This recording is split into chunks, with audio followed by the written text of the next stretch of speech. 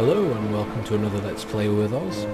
Today we're going to be looking at the Steam game, Dear Esther. It's a source mod, and completing the source engine. Apparently the original was like an indie game, done in source as well, I think. So, let's give it a try. I've been told it's like a story game, so I'm not sure whether I'll do much talking. We'll see.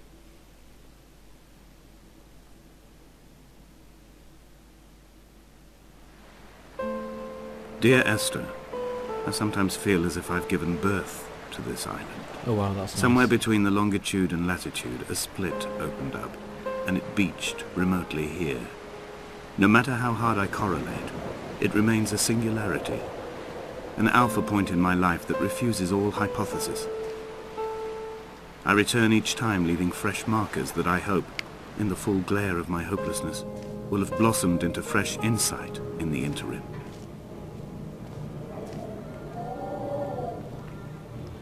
Okay, so people go on about how nice this game looks. It does look quite nice.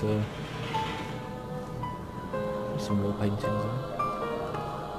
But close up, you can still tell it's source engine really. I mean, I've got graphics on maximum.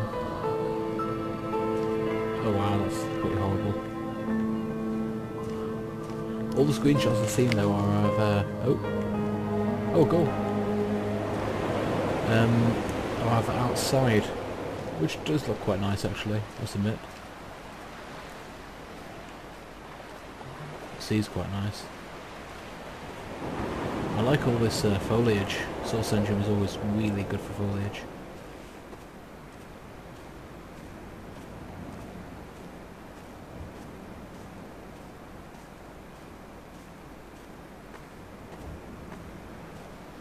Oh, okay. Can I get up there? Yep, I can.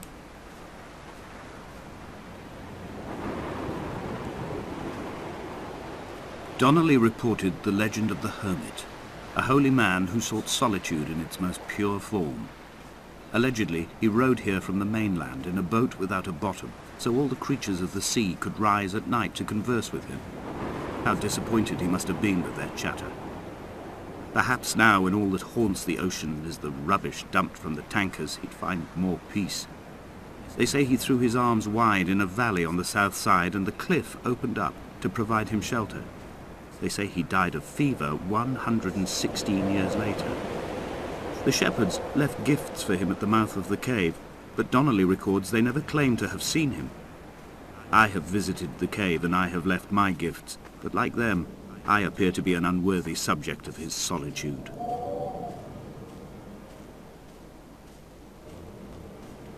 Oh wow, that's nice.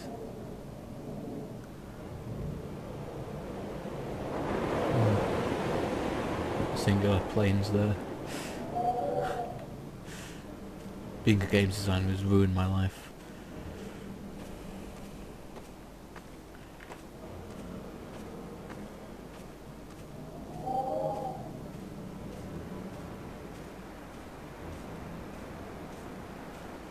Oh, okay. Don't think I can climb over this bit. No, I'm not supposed to go down. Oh, he's breaking his legs.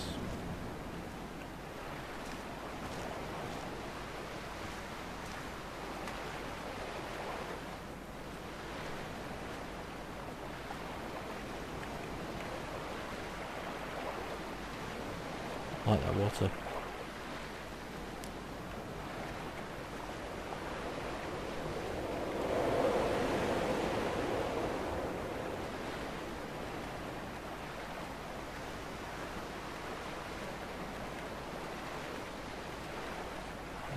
Path back up.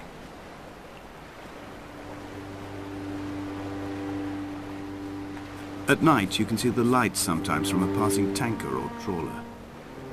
From up on the cliffs, they are mundane. Down here, they fugue into ambiguity. For instance, I cannot readily tell if they belong above or below the waves. The distinction now seems banal. Why not everything and all at once? There's nothing better to do here than indulge in contradictions whilst waiting for the fabric of life to unravel. Ooh, what's this?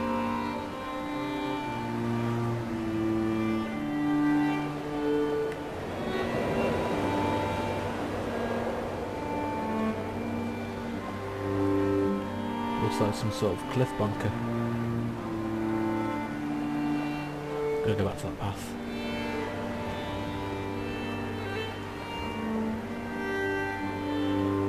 Should point out there were no controls other than WASD and mouse.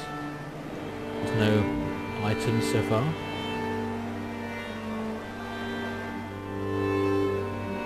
I can't say to have played the original Dear Esther, but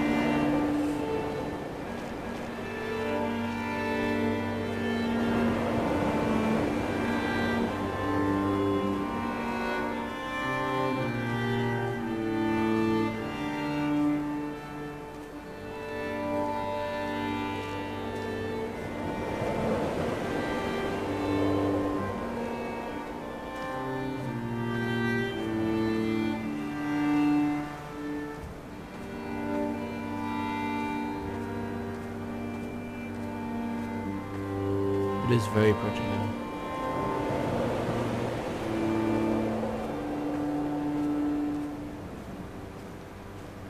A wonderful sight. The moon cresting the junction between the cliff path and the stone circle. It cast a shadow of the ridge across the beach, all the world as if you had signed your name in untidy handwriting.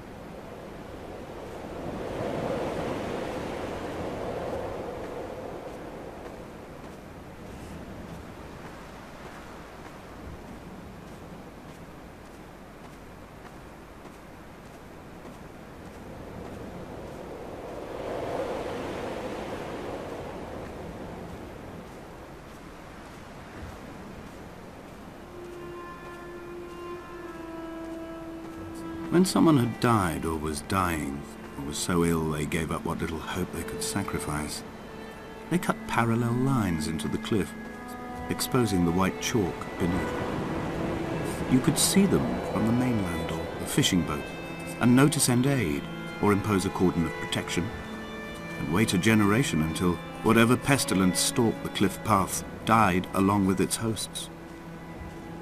My lines are just for this. To keep any would-be rescuers at bay. The infection is not simply of the flesh.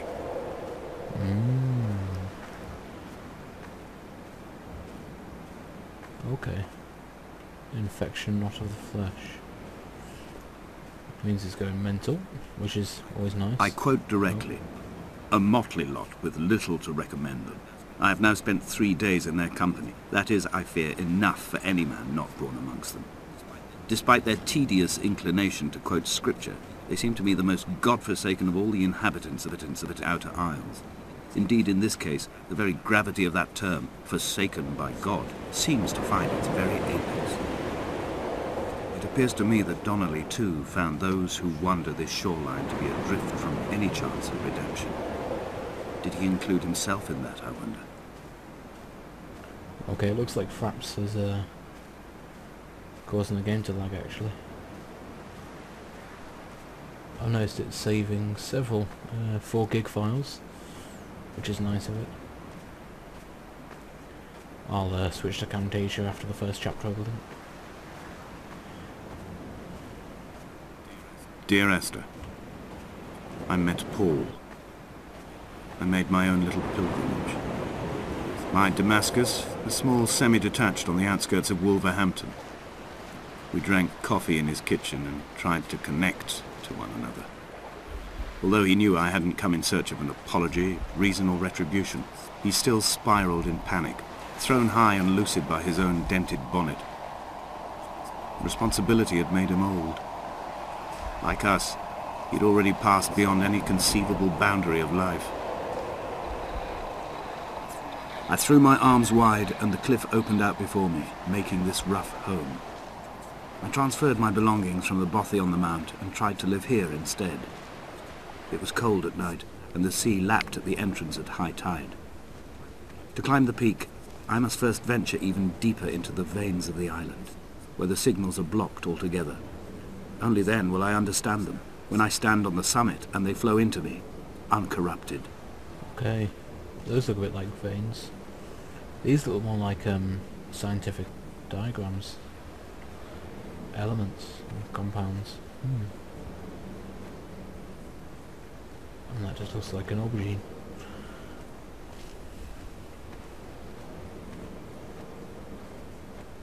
I'm presuming these are the drawings people made when they died.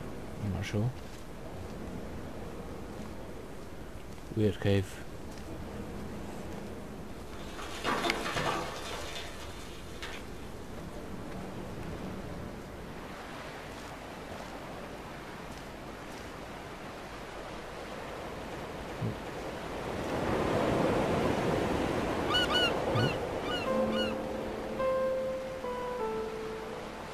Another seagull.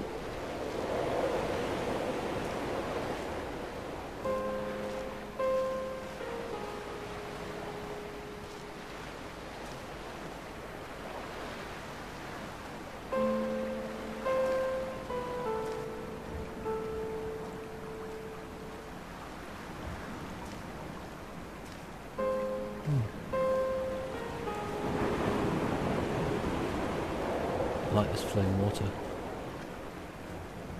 It's very cool.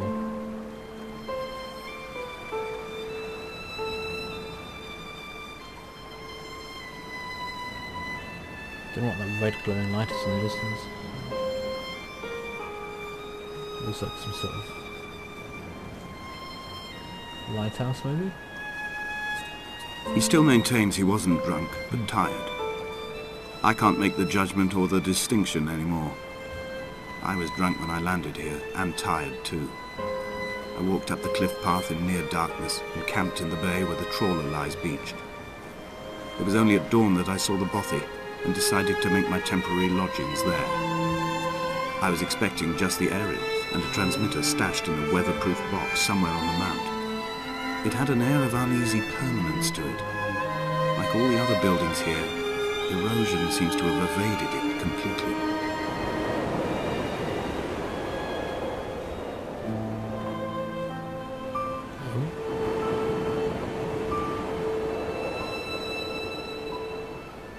Units in chemistry, well, with the wall markings, and is that a Bible?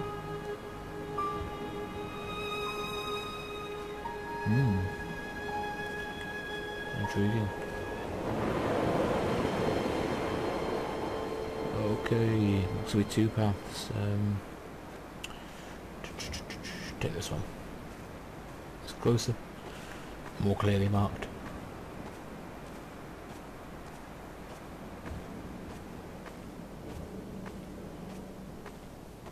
Oh, another save. Yeah, definitely switching to Camtasia.